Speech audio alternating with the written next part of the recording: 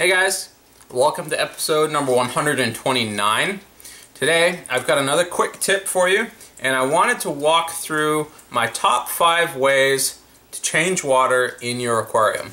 Now, it might not be a very exciting topic, but it is a very important one, especially as you increase the number of tanks and the number of gallons of water that you're working with. It can be a real chore to do things the manual way, so that's where we have to start getting inventive. So the first way that most people start changing water is just using a 5-gallon bucket and a siphon hose. Everyone's done it. It's not a whole lot of fun. It is a whole lot of work, and you know, oftentimes you very quickly start to look for a better way to do things. So that brings me to number 2, which is a Venturi hose and your sink. So if you get the right adapter for your sink and you get a Venturi siphon, like a Python system, that's something that's very quick to set up. You just screw it into your sink, you turn the water on, and you get water coming into the tank.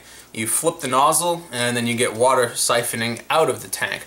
It does use a lot more water than it needs to, so it's kind of wasteful, but you eliminate the lugging of full buckets of water, the potential for spilling those buckets of water. So it is a little bit of a time saver, but it is kind of slow. So it is something you still have to do every few days or every week or every 2 weeks. So it's not truly automated. But those are the first 2 methods, and then we move into the sort of intermediate stage, and this is where more serious hobbyists start to play, and that's with some sort of auto top-off or drip system.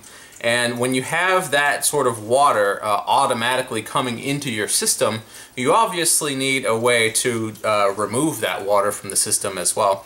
And there are 2 ways that I've seen to do this.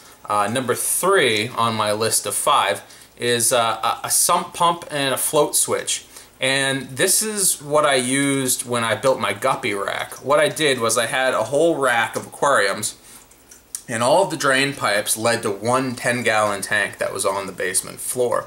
And when that tank raised about 3/4 full of water, what happened was a float switch activated. It kicked on when it got too high. And then the pump that was attached to that float switch pumped water through a garden hose up to the ceiling, all the way along the ceiling to a sink in the basement, and that way I was able to drain my water. So that was my wastewater collection tank, and then the sump pump and the float switch activated every once in a while. You know, whenever I did water changes, whenever I added water to the system, that was always going off to remove that water from the system. The other way, which is number 4, is using a sump overflow, so drilling your tank, and then connecting that directly to a basement drain line. So if you have a drain line available to you to access, that's something that you can send your water directly to. If you're in a basement, sometimes there are drain lines available in the basement floor, which then lead to the outdoors.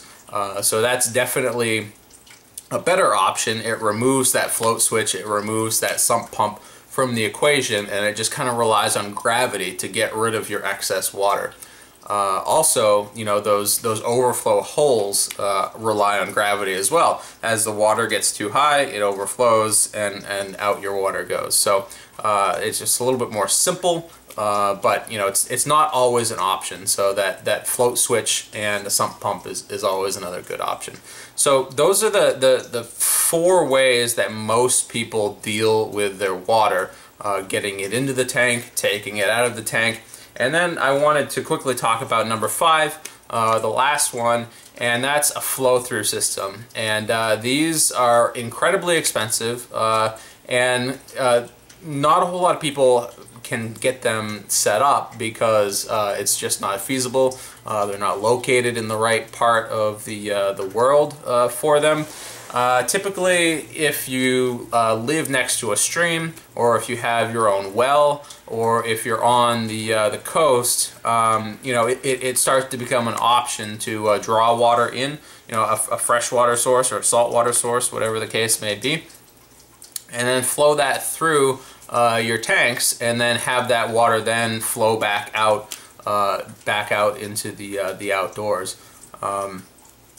Large aquariums sometimes use them, and the benefit there is you know, you're not recirculating water, it's just flowing through. So your water is constantly turning over. You never have to worry about filters or you know, the nitrogen cycle, because everything's just kind of getting flushed out as soon as it's arriving. So anyways, guys, those are my top 5 ways on how to change water. I hope you guys enjoyed. I hope you learned a little something, and hopefully, if you guys are still using buckets, consider moving to step 2. Alright guys, see you later.